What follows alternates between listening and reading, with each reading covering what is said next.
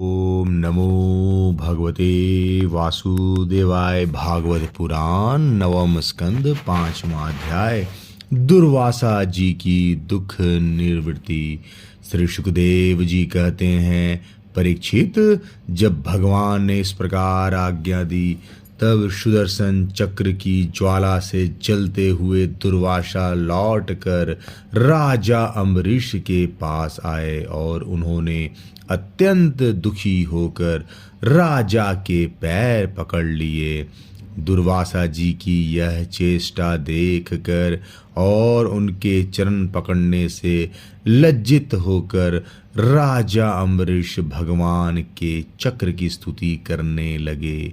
उस समय उनका हृदय दयावश अत्यंत पीड़ित हो रहा था।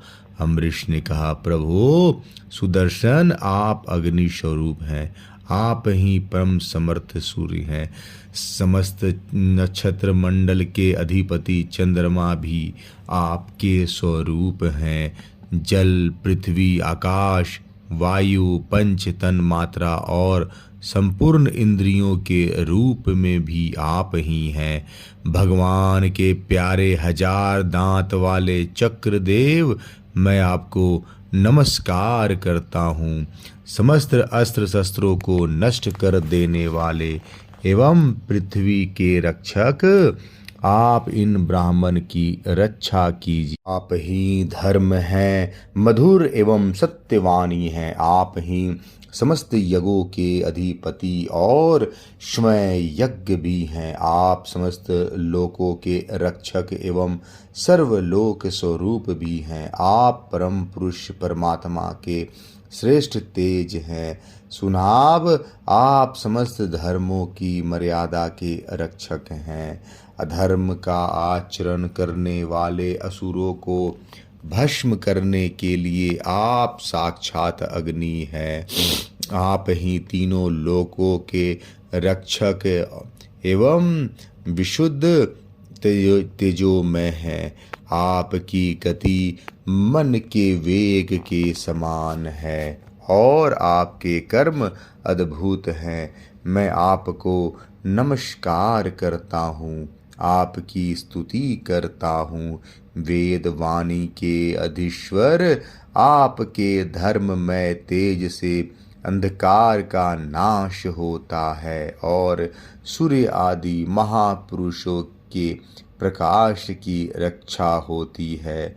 आपकी महिमा का पार पाना अत्यंत कठिन है। ऊंचे नीचे और छोटे बड़े के भेदभाव से युक्त यह समस्त कारणात्मक संसार आपका ही स्वरूप है। सुदर्शन चक्र, आप पर कोई विजय नहीं प्राप्त कर सकता। जिस समय निरंजन भगवान आपको चलाते हैं और आप दैत्य एवं दानवों की सेना में प्रवेश करते हैं, उस समय युद्ध भूमि में उनकी भुजा, उदर, जंघा, चरण और गर्दन आदि निरंतर काटते हुए आप अत्यंत शोभायमान होते हैं। विश्व के रक्षक, आप रणभूमि में सबका प्रहार सह लेते हैं। आपका कोई कुछ नहीं बिगाड़ सकता। प्रहार गदाधारी भगवान ने दुष्टों के नाश के लिए ही आपको नियुक्त किया है। आप कृपा करके हमारे कुल के भाग्योदय के लिए दुर्वासा जी का कल्याण कीजिए। हमारे ऊपर यह आपका महान अनुग्रह होगा। यदि मैंने कुछ भी दान किया हो, यज्ञ किया हो अथवा अपने धर्म का पालन किया हो, यदि हमारे वंश के लोग ब्राह्मणों को ही अपना आराध्य देव समझते रहे हों, तो दुर्वासा जी की जलन मिट जाए। भगवान समस्त गुणों के एकमात्र आश्रय हैं। यदि मैंने समस्त प्राणियों के आत्मा के रूप में उन्हें देखा हो और वे मुझ पर प्रसन्न हो, तो दुर्वासा जी के हृदय की सारी जलन मिट जाए। श्री सुखदेव जी कहते हैं, जब राजा अम्बरीश ने दुर्वासा जी को सब ओर से जलाने वाले भगवान के सुदर्शन चक्र की इस प्रकार स्तुति की, तब उनकी प्रार्थना से चक्र शांत हो गया। जब दुर्वासा चक्र की आज्ञा से मुक्त हो गए और उनका चित्त स्वस्थ हो गया, तब वे राजा अम्बरीश को अनेकों अनेक उत्तम आशीर्वाद देते हुए उनकी प्रशंसा करने लगे। दुर्वासा जी ने कहा, धन्य है, आज मैंने भगवान के प्रेमी भक्तों का महत्व देखा। राजन, मैंने आपका अपराध किया, फिर भी आप मेरे लिए मंगल कामना ही कर रहे हैं। जिन्होंने भक्त वत्सल भगवान श्री हरि के चरण कमलों को दृढ़ प्रेम भाव से पकड़ लिया है, उन साधु पुरुषों के लिए कौन सा कार्य कठिन है। जिनका हृदय उदार है, वे महात्मा भला किस वस्तु का परित्याग नहीं कर सकते। जिनके मंगलमय नामों के श्रवण मात्र से जीव निर्मल हो जाता है, उन्हीं तीर्थपाद भगवान के चरण कमलों के जो दास हैं, उनके लिए कौन सा कर्तव्य शेष रह जाता है। महाराज अम्बरीश, आपका हृदय करुणा भाव से परिपूर्ण है।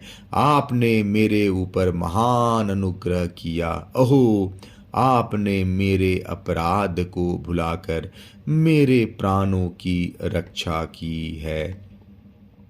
परीक्षित, जब से दुर्वासा जी भागे थे, तब से अब तक राजा अम्बरीश ने भोजन नहीं किया था। वे उनके लौटने की बाट देख रहे थे। अब उन्होंने दुर्वासा जी के चरण पकड़ लिए और उन्हें प्रसन्न करके विधि पूर्वक भोजन कराया। राजा अम्बरीश बड़े आदर से अतिथि के योग्य सब प्रकार की भोजन सामग्री ले आए। दुर्वासा जी भोजन करके तृप्त हो गए।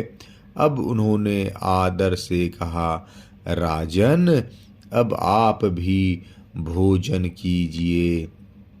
अम्बरीश, आप भगवान के परम प्रेमी भक्त हैं। आपके दर्शन, स्पर्श, बातचीत और मन को भगवान की ओर प्रवृत्त करने वाले आतिथ्य से मैं अत्यंत प्रसन्न और अनुग्रहित हूँ। स्वर्ग की देवंगनाएं बार बार आपके इस उज्ज्वल चरित्र का गान करेंगी। यह पृथ्वी भी आपकी परम पुण्यमय कीर्ति का संकीर्तन करती रहेगी। श्री सुखदेव जी कहते हैं, दुर्वासा जी ने बहुत ही संतुष्ट होकर राजा अम्बरीश के गुणों की प्रशंसा की और उसके बाद उनसे अनुमति लेकर आकाश मार्ग से उस ब्रह्मलोक की यात्रा की, जो केवल निष्काम कर्म से ही प्राप्त होते हैं। परीक्षित, जब सुदर्शन चक्र से भयभीत होकर दुर्वासा जी भगे थे, तब से लेकर उनके लौटने तक 1 वर्ष का समय बीत गया। इतने दिनों तक राजा अम्बरीश उनके दर्शन की आकांक्षी से केवल जल पीकर ही रहे। जब दुर्वासा जी चले गए, तब उनके भोजन से बचे हुए अत्यंत पवित्र अन्न का उन्होंने भोजन किया। अपने कारण दुर्वासा जी का दुख में पड़ना और फिर अपनी ही प्रार्थना से उनका छूटना, इन दोनों बातों को उन्होंने अपने द्वारा होने पर भी भगवान की ही महिमा समझा। राजा अम्बरीश में ऐसे ऐसे अनेकों गुण थे। अपने समस्त कर्मों के द्वारा वे परब्रह्म परमात्मा श्री भगवान में भक्ति भाव की अभिवृद्धि करते रहते थे। उस भक्ति के प्रभाव से उन्होंने ब्रह्मलोक तक के समस्त भोगों को नरक के समान समझा। तदंतर राजा अम्बरीश ने अपने ही समान भक्त पुत्रों पर राज्य का भार छोड़ दिया और स्वयं वन में चले गए। वहाँ वे बड़ी धीरता के साथ आत्मस्वरूप भगवान में अपना मन लगाकर गुणों के प्रवाह रूप संसार से मुक्त हो गए। परीक्षित, महाराज अम्बरीश का यह परम पवित्र आख्यान है। जो इसका संकीर्तन और स्मरण करता है वह भगवान का भक्त हो जाता है। 5वां अध्याय समाप्त। जय श्री कृष्णा।